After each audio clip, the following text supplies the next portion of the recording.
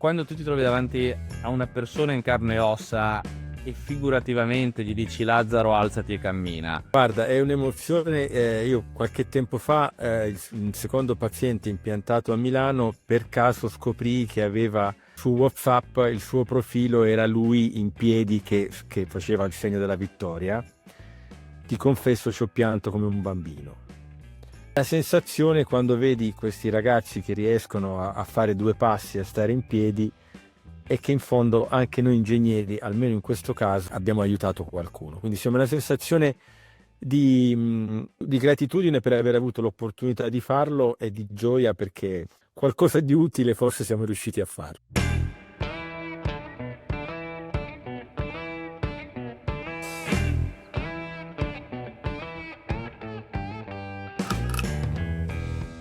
Buongiorno e bentrovati a Leoni Files, le interviste, il podcast dell'Istituto Bruno Leoni dedicato al dialogo con persone che hanno cose da dire. Oggi abbiamo un nostro ospite e siamo particolarmente contenti, Silvestro Micera, che forse ricordate è già stato nostro ospite nel passato. Silvestro è professore di bioelettronica e ingegneria neurale presso il Sant'Anna di Pisa. È anche un ricercatore, diciamo, alla frontiera dell'utilizzo delle nuove tecnologie per restituire la sensibilità all'utilizzo come dire, di parti del corpo di cui le persone hanno perso per 1000 ragioni il controllo.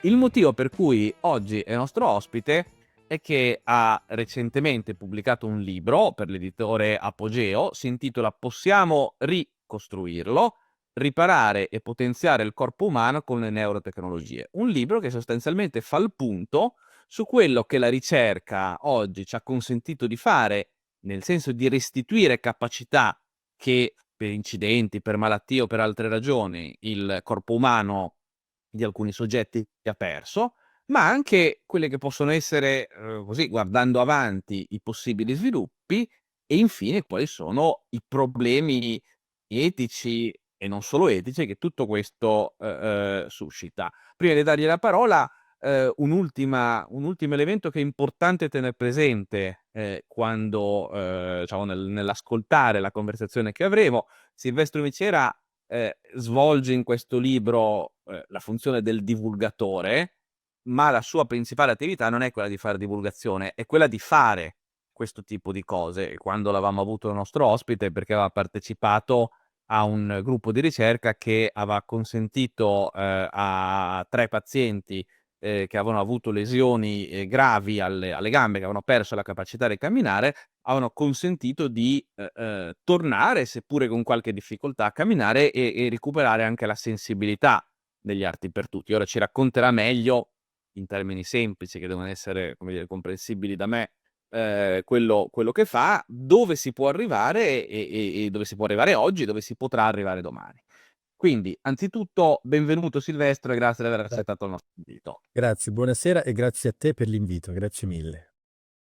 Allora, io partirei da un po' di domande per capire, prima ancora di cosa si può fare, come si può fare. Il modo in cui ti farò le domande, tradirà, il fatto che, ho letto il libro, ma parlo di cose di cui assolutamente non conosco nulla, quindi assolutamente correggimi se te le pongo in termini sbagliati. Ma l'elemento comune, che c'è a tutte, le tipologie di intervento di cui parli, che sono interventi che riguardano gli arti, le mani, le gambe, ma anche gli occhi, le orecchie, quindi la vista, il tatto, l'udito, eccetera, sono tutti interventi che prevedono,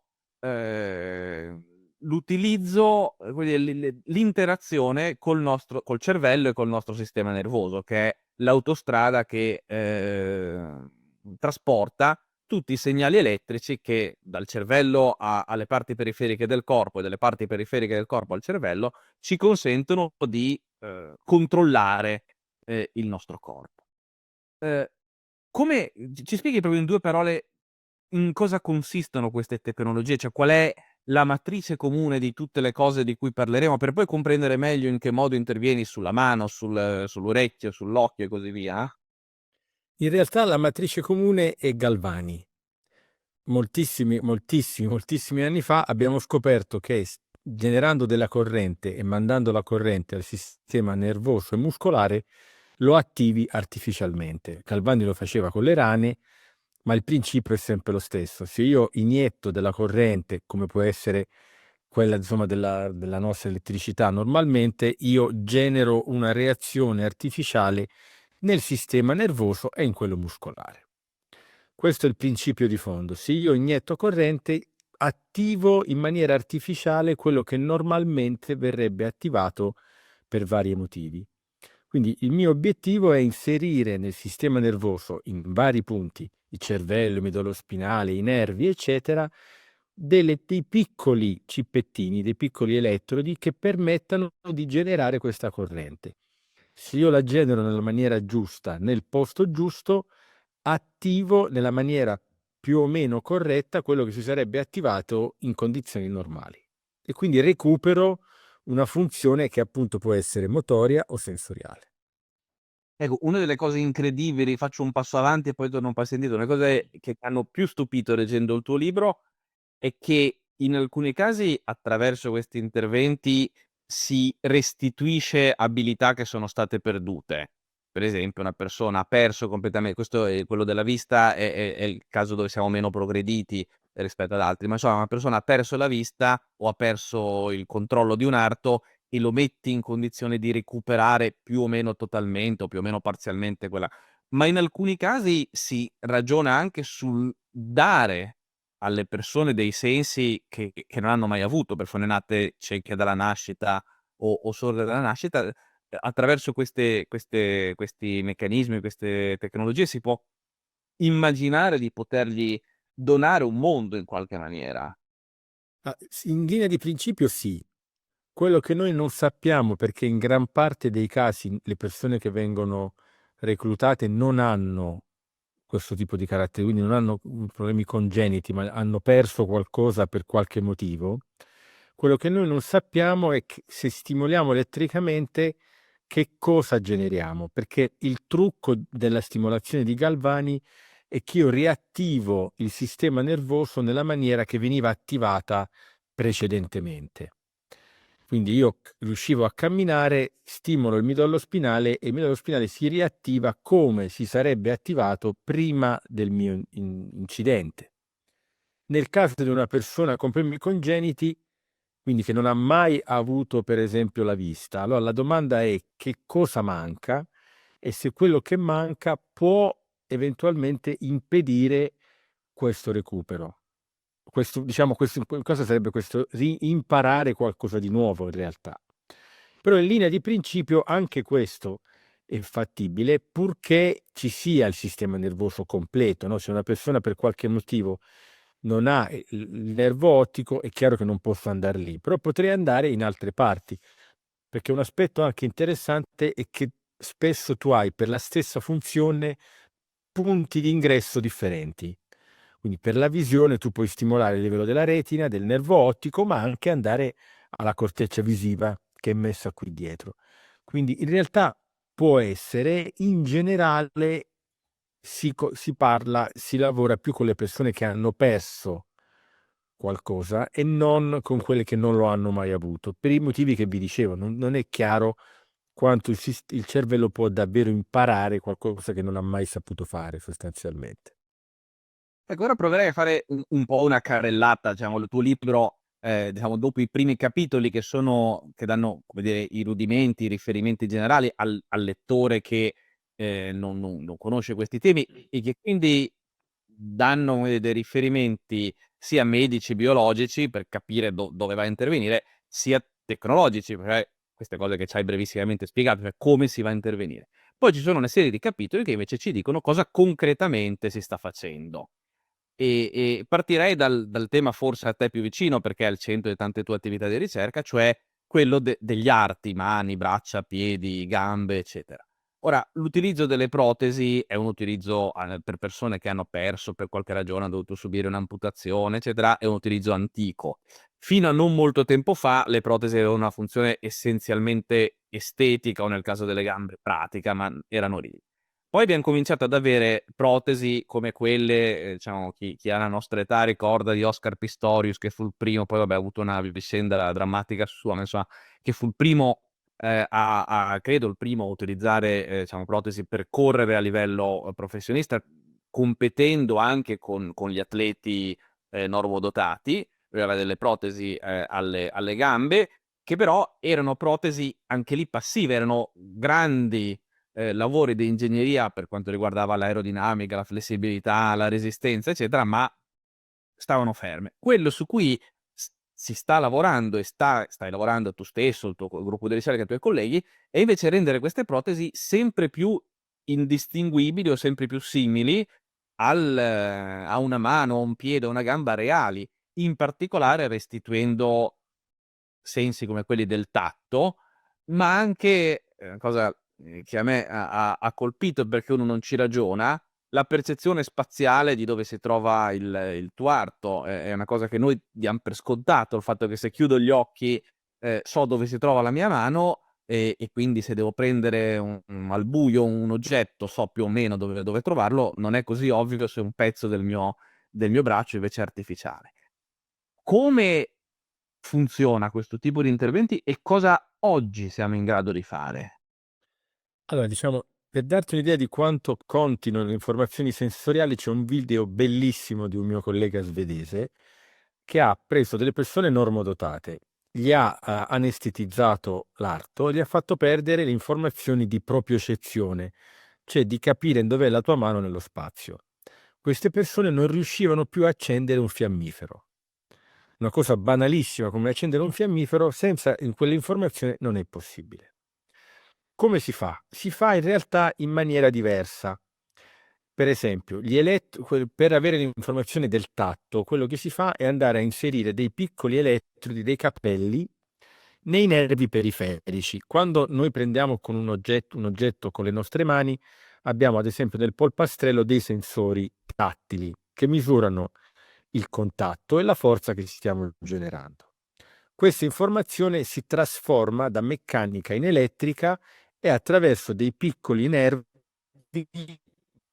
va su al cervello.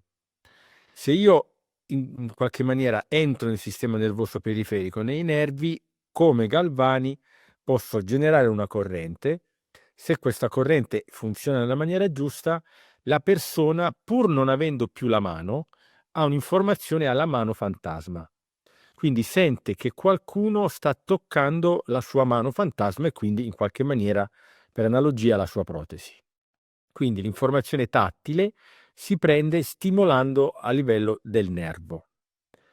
Si fa sostanzialmente una trasduzione, si trasforma l'informazione tattile che la mano sensoriale ha, la protesi, in stimoli elettrici perché il cervello venga imbrogliato, sostanzialmente. Si può fare in maniera diversa, ma il principio è sostanzialmente questo. L'informazione propriocettiva di posizione in realtà è molto più difficile da ottenere perché la propriocezione è un meccanismo molto più mediato che ha a che fare con varie risposte sensoriali. E lì quello che noi abbiamo fatto è usare sempre il nervo, ma rimappando l'informazione, quindi aiutando un paziente a capire che se per esempio riceve un'informazione tattile sul polso, vuol dire che si sta aprendo la mano. È un po' rudimentale, ma i pazienti dopo una mezz'oretta imparano a farlo. Quindi il tatto si può fare, la posizione si può fare, la temperatura si può anche fare perché abbiamo scoperto che i pazienti hanno anche, quasi tutti, molti, delle mappe termiche. Quindi stimolando il moncherino a livello dell'amputazione termicamente, quindi riscaldando o raffreddando la pelle, anche lì il cervello viene imbrogliato e sente che qualcuno sta raffreddando o riscaldando parti diverse della propria mano. Quindi, tornando alla tua domanda, dove siamo? Per la prima volta noi siamo in grado di ridare contemporaneamente temperatura, tatto e posizione della mano ai pazienti. E quello che stiamo provando a fare, sperabilmente l'anno prossimo, è proprio insieme all'INAIL e all'IT di Genova di mettere tutto insieme, Quindi una mano molto evoluta che si muova bene, che ha fatto l'IT, dei sensori artificiali che utilizziamo, che sono sviluppati a Singapore, tutta la nostra parte di controllo e di attuazione per permettere a una persona per sempre di avere a casa una protesi che sia capace di essere controllata abbastanza bene, ma che gli dia tutte le informazioni. E Carlo, tutte le informazioni importanti, perché quando ne abbiamo pubblicato il primo lavoro sulla temperatura, un mio collega che faceva il revisore diceva: ma che ve frega della temperatura? Non ha un aspetto funzionale in realtà, no? Però se tu pensi, mi viene da ridere pensando a mano che hai alle tue spalle, ma se tu pensi di toccare il viso di tuo figlio, di tua madre, l'idea di sentirla calda è una sensazione umana che è un valore aggiunto a livello affettivo molto importante. Quindi adesso noi potremmo riuscire a dare tutte le informazioni, non complesse come quelle della mano naturale, ma abbastanza ricche anche ai pazienti post amputazione. Questo vale sia per l'arto superiore che per le gambe. Abbiamo già dimostrato con un mio ex studente, ora collega, Stanisha Raspopovic, che ora è a Vienna, che ridare le informazioni anche alla gamba vuol dire aiutare enormemente i pazienti dal punto di vista funzionale, che camminano meglio e corrono meno il rischio di cadere.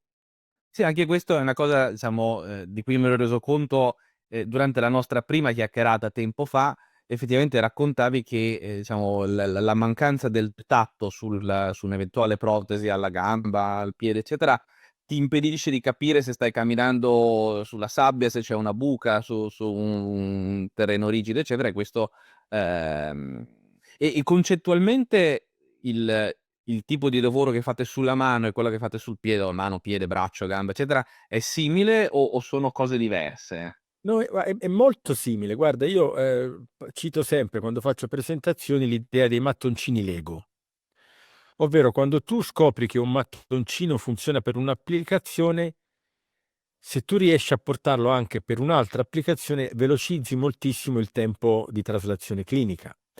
E quindi il principio di funzionamento per la mano e per la gamba è sostanzialmente lo stesso. Elettrodo, capello impiantato in un nervo, chiaramente il nervo sarà diverso, informazione sensoriale prelevata o dalla mano o per esempio da una soletta sensorizzata nella scarpa o dalla protesi stessa di arte inferiore, però il principio è concettualmente sostanzialmente lo stesso.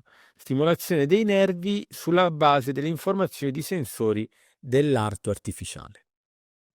E uno degli elementi, l'hai accennato brevemente adesso, ma ne parli diffusamente nel libro, di questi interventi è non solo restituire la funzionalità, ma anche contribuire al recupero psicologico delle persone, perché, diciamo il fatto di avere il pieno controllo o qualcosa di simile al pieno controllo della loro vita, fondamentalmente aiuta persone che se no rischiano di cadere in depressione o comunque vivere male, giusto? Ne hanno Assolutamente. evidenza, se non cioè, Sì, sì, sicuramente dal punto di vista psicologico la capacità di riavere funzioni motorie o sensoriali vuol dire vivere, avere maggiore indipendenza, maggiore autonomia, maggiore qualità di vita e quindi essere più contenti di vivere. Ora, lo dico tra molte virgolette perché non è necessariamente così, però certo, se tu riesci a avere una maggiore indipendenza, questo aiuta a vivere in generale meglio. ecco, poi cambiamo diciamo zona del corpo e zona del cervello che va stimolata. Un capitolo lo dedicate all'orecchio, al senso dell'udito. Ora, anche qui, ehm, qualcosa già sapevamo fare. Gli apparecchi acustici, diciamo, tradizionali sono fondamentalmente, la dico un po' brutta, dei piccoli amplificatori che ti urlano nell'orecchio in maniera tale da darti la da restituirti quel senso che in parte avevi perduto. E questo può funzionare fino a un certo punto, ma quando l'orecchio perde completamente la capacità, di udire, puoi amplificare quanto vuoi, ma la persona non sente praticamente niente.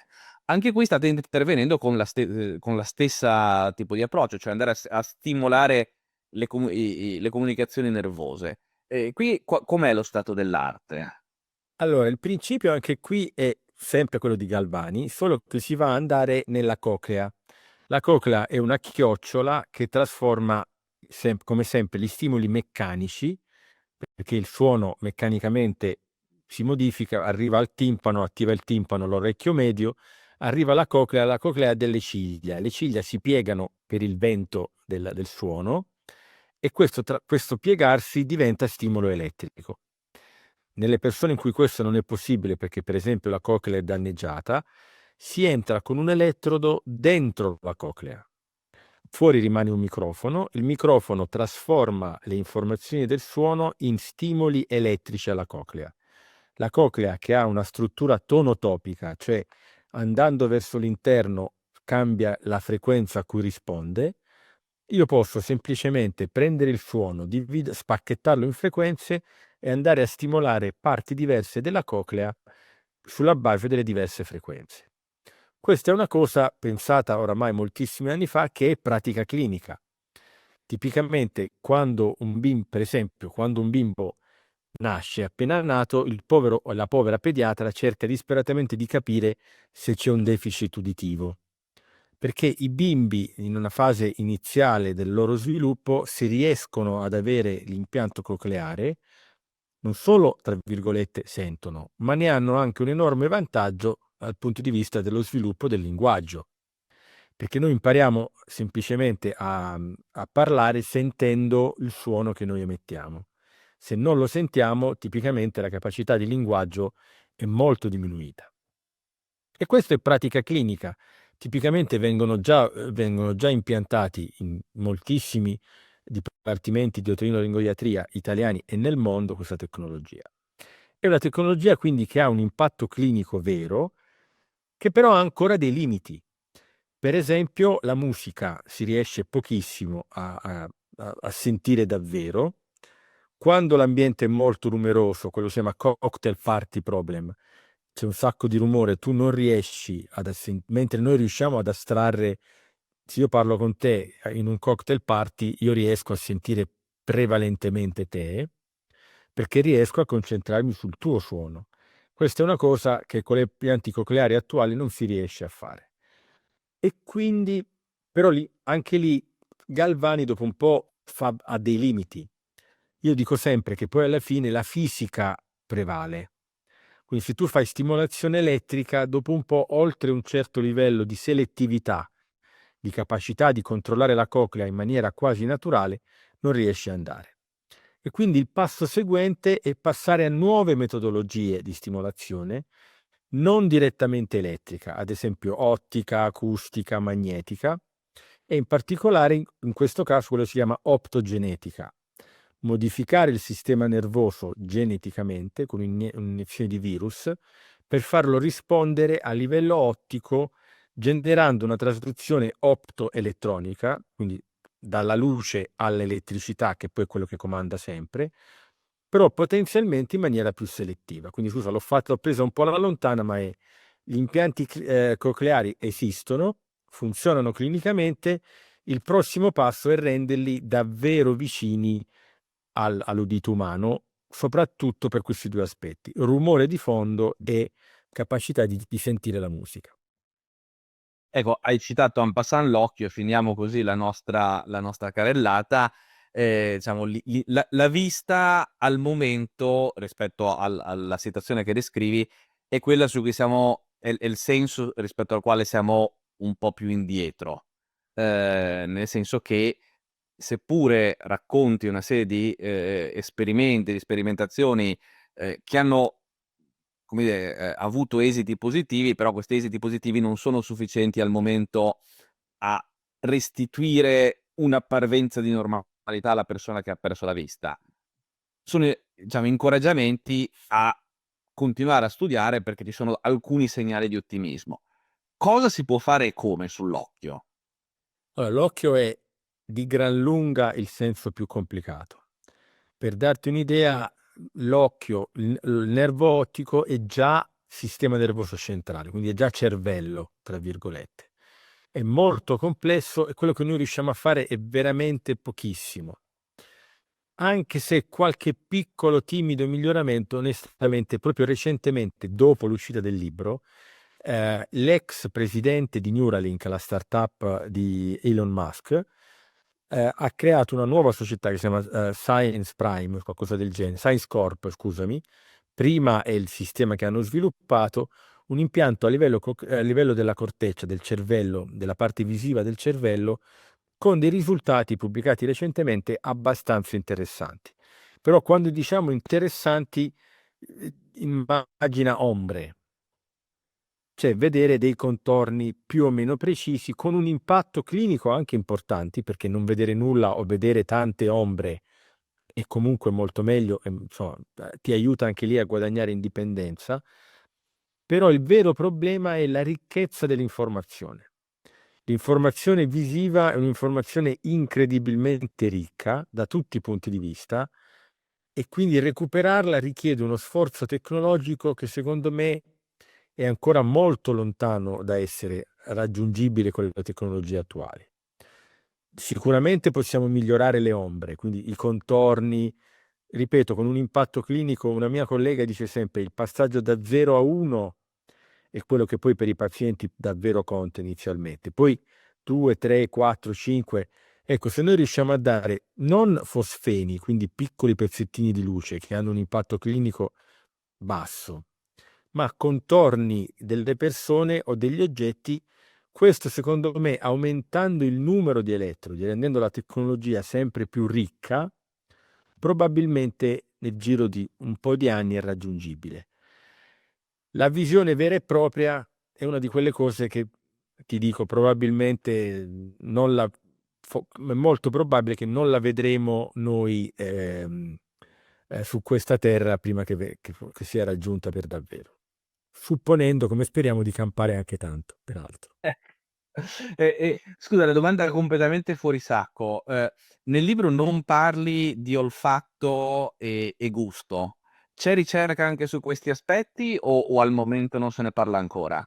Più come gusto artificiale, per esempio, no? Quindi come sviluppare, che ne so, una lingua artificiale. Uno dei miei maestri di università, che è scomparso recentemente, Danilo De Rossi, grande bioingegnere, aveva cominciato a lavorare inizialmente su questo. Non sono un grande esperto, ammetto, però mi sembra che i risultati siano anche dal punto di vista umanoide con il gusto artificiale così così, diciamo. Ecco, facciamo un passo oltre. Poi in uno dei capitoli del tuo libro, non siamo ancora al momento clou, che mi tengo per la fine, ma in uno dei capitoli del tuo libro parli delle prospettive del potenziamento robotico, prevalentemente finalizzato a utilizzi, diciamo, produttivi in contesti di imprese o a migliorare la sicurezza sul lavoro, eccetera.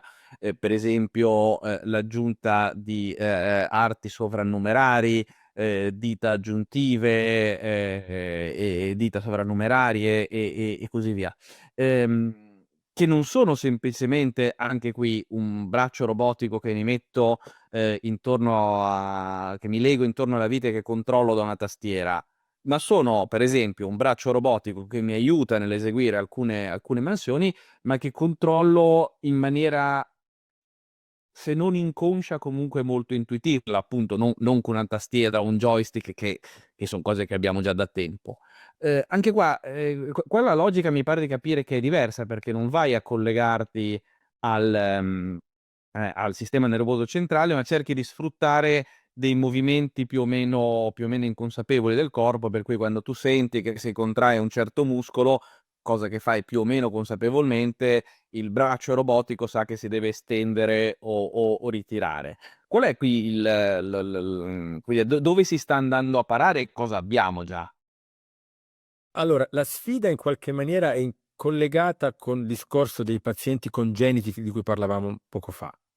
La domanda scientifica è: una persona, un essere umano, riesce a controllare tre arti in parallelo in maniera indipendente, quindi non la teleoperazione di un braccio aggiuntivo, ma avere, ora per chi adora i fumetti come me e forse anche come te, il Dr. Octopus dell'Uomo Ragno, quindi la capacità di controllare simultaneamente tre arti. Noi ne abbiamo sempre avuti solo due, la domanda è come impariamo a controllare il terzo arto?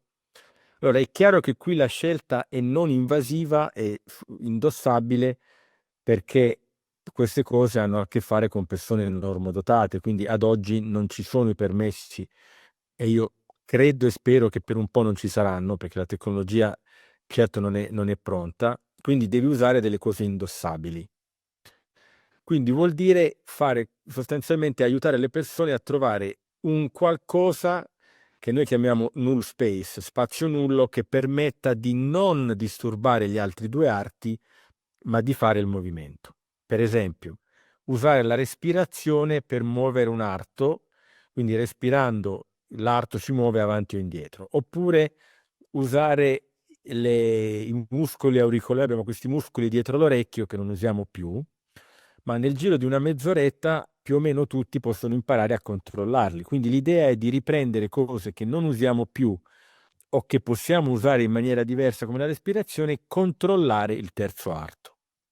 L'obiettivo è cercare di capire se le persone, come dicevi tu, riescono a controllarlo in una maniera più o meno naturale.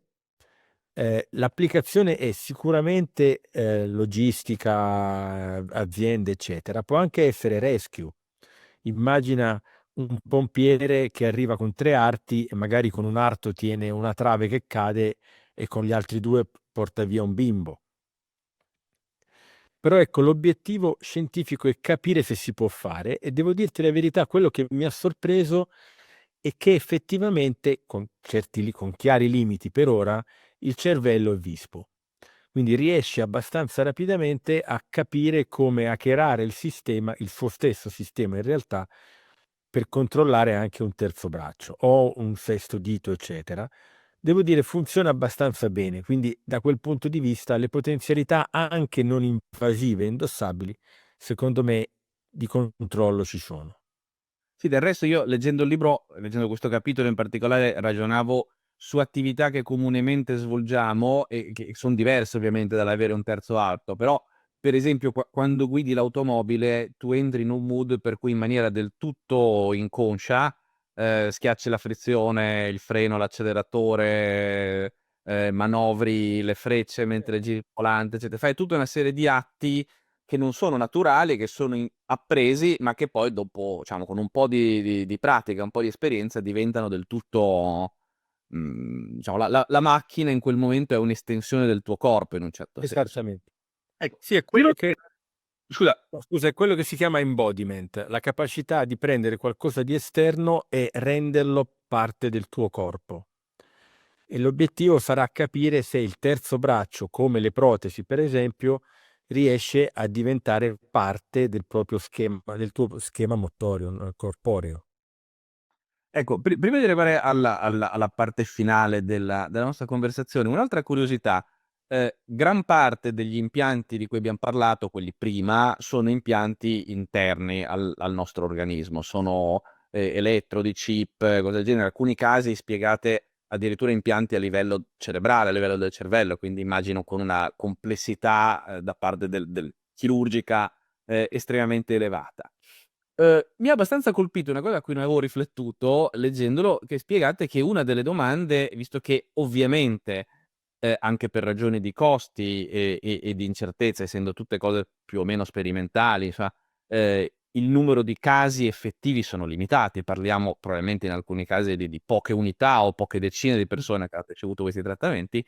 Una delle domande è: benissimo, io ti faccio un intervento, vedo che funziona per 1 mese, per 2 mesi, per 3 mesi, non so se continuerà a funzionare tra 1 anno, tra 2 anni, tra 5 anni.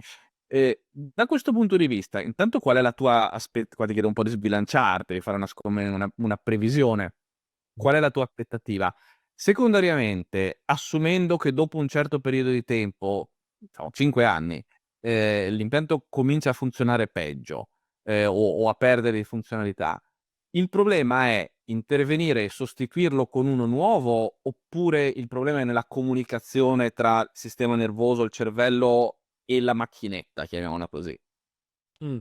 Allora, diciamo, gli impianti cocleari sono un esempio, sono già pronti e durano per sempre, sostanzialmente, per decine d'anni. Ci sono alcune tecnologie che sono già pronte e per essere, sono già clinicamente pronte o sono veramente vicine ad esserlo. Ci sono altre che sono ancora un po' più fragili e sulle quali bisogna ancora lavorare un po' per renderle più utilizzabili cronicamente. Tipicamente ci sono due problemi. Uno puramente tecnologico, quindi l'elettrodo che dopo un po' si rompe in una maniera o in un'altra o si scollega all'elettronica di controllo. E lì l'obiettivo, per fare un esempio, se tu prendi un elettrodo per le persone amputate e lo metti a un paziente che è tetraplegico, è più complicato perché quel paziente ha ancora un movimento e quindi tende a tirar via eventualmente l'elettrodo. Quindi ci sono aspetti di robustezza della tecnologia e ci sono però anche aspetti di interfacciamento con il sistema nervoso. Tu stai comunque inserendo un sistema esterno al corpo, nel corpo, il corpo reagisce e crea diciamo, una capsula fibrotica che serve per proteggere il corpo, però questo ha anche un danno, un difetto perché rende più difficile la comunicazione. Quindi ci sono dei problemi puramente tecnologici e dei problemi di interfacciamento con il sistema nervoso. Però anche lì, se guardo l'evoluzione di quello che stiamo facendo, va abbastanza velocemente verso la realizzazione di sistemi sempre più robusti. Tieni presente, Carlo, che in ambito biomedicale per sempre non è come il diamante di De Boer, non vale.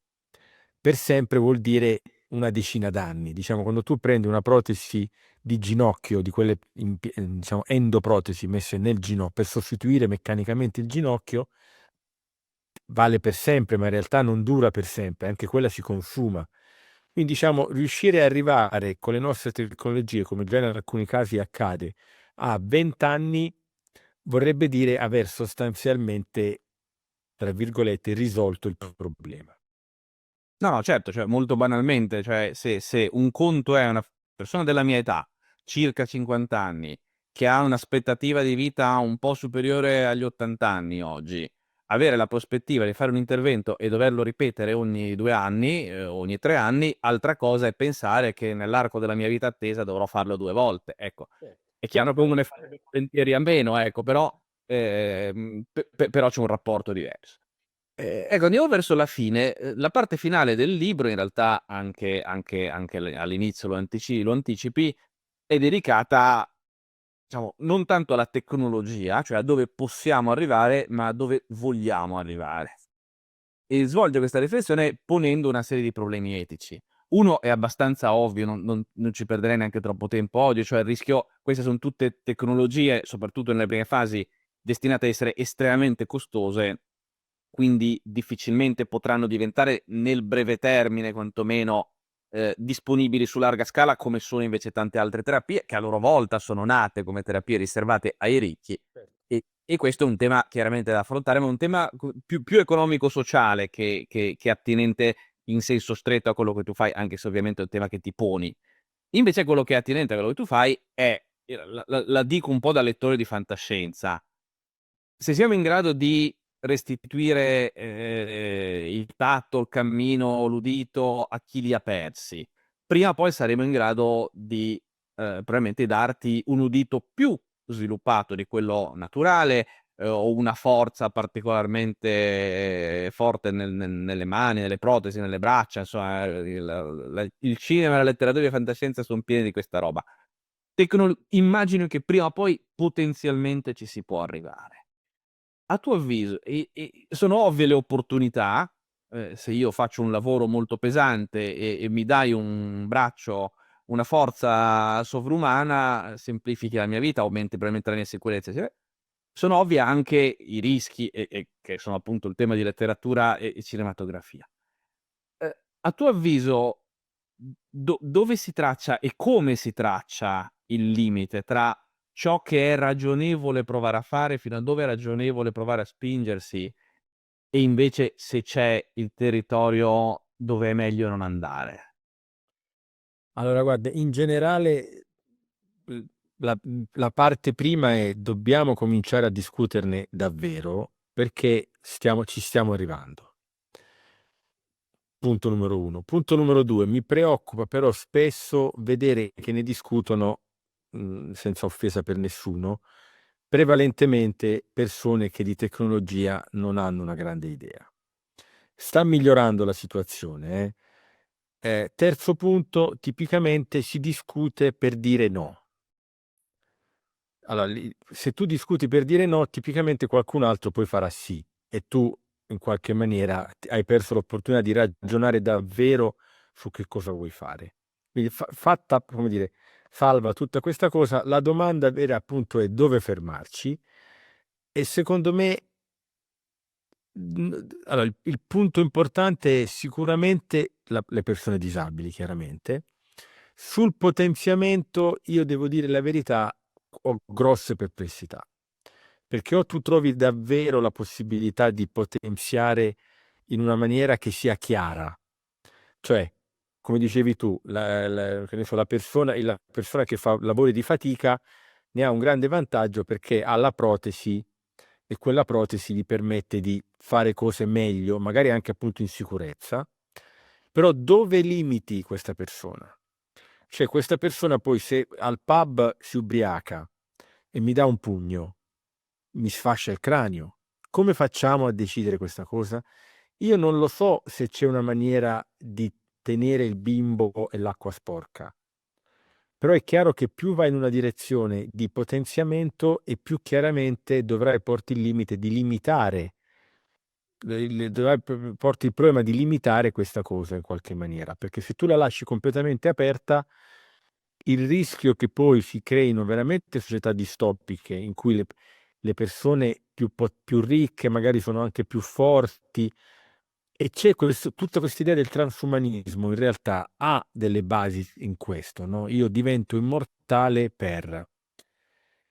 Lo sforzo che dovremmo veramente fare è cercare di capire come posizionarci appunto in maniera tale da avere per esempio il terzo braccio, perché può veramente salvare una vita, eh, però o anche rendere semplicemente il lavoro di una persona meno faticoso. Però onestamente è difficile non avere la tentazione di dire buttiamo tutto perché il potenziamento farà solo male.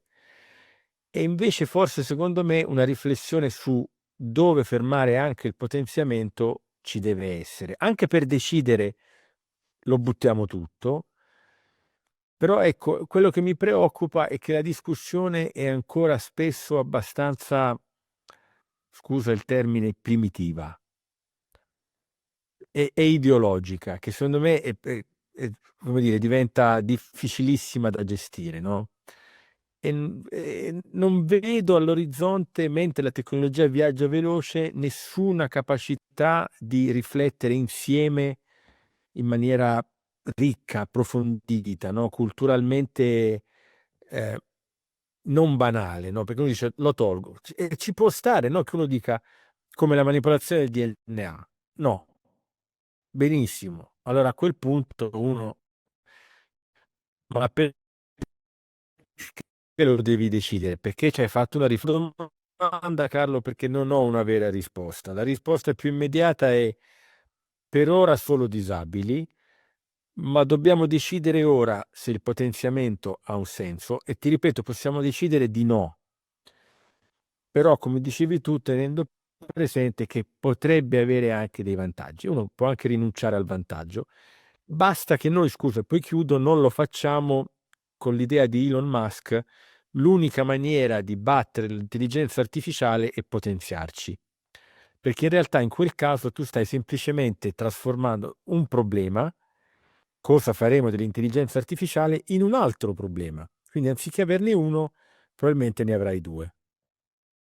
Sì, tra l'altro lì c'è un tema diverso che riguarda l'intelligenza artificiale e se è vera intelligenza oppure no, ma questo magari lo discuteremo in un'altra puntata. No, io sul tema che hai posto vedo tutti gli argomenti per dire tracciamo una linea molto secca e fermiamoci, vedo anche i controargomenti, uno dei quali non banale è che non possiamo fare Alice nel Paese delle Meraviglie. Nel momento in cui quella roba lì si può fare o si può pensare che si potrà fare, onestamente è insensato illudersi che nessuno lo farà sulla faccia della terra. Ci sono dei paesi, degli individui che se si può fare lo fanno, quindi ha senso ragionare seriamente. Io stesso, diciamo, meno di te, perché tu te ne occupi, io un po' così da lettore e basta, ma insomma non ho un'idea chiara, ma penso che un libro come il tuo sia utile non solo per spiegare al lettore generico cosa sappiamo fare, come, perché, con quali limiti, con quali prospettive, eccetera, ma anche per porre, perché oggettivamente, lo poni questo tipo di domande, che sono domande a cui probabilmente devono rispondere anzitutto i filosofi, ma come dici i filosofi che sappiano e che capiscano, di cosa si parla, quali sono anche i limiti fisici di questi diciamo,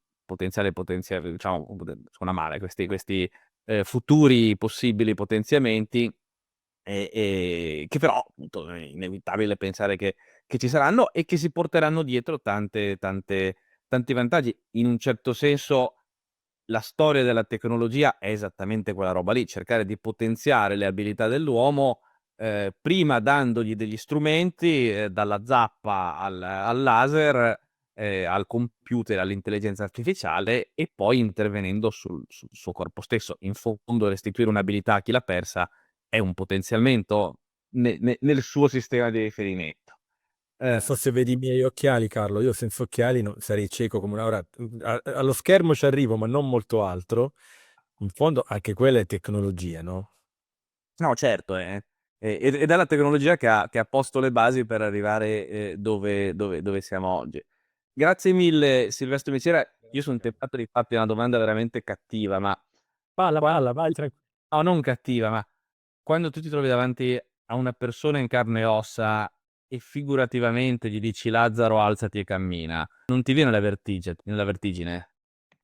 Guarda, è un'emozione. Io qualche tempo fa, il secondo paziente impiantato a Milano, per caso scoprì che aveva su WhatsApp il suo profilo era lui in piedi che faceva il segno della vittoria. Ti confesso, ci ho pianto come un bambino.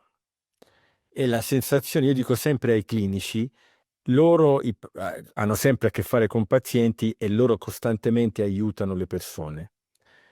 La sensazione quando vedi questi ragazzi che riescono a fare due passi, a stare in piedi, è che in fondo anche noi ingegneri, almeno in questo caso, abbiamo aiutato qualcuno. Quindi insomma una sensazione di gratitudine per aver avuto l'opportunità di farlo e di gioia perché qualcosa di utile forse siamo riusciti a farlo.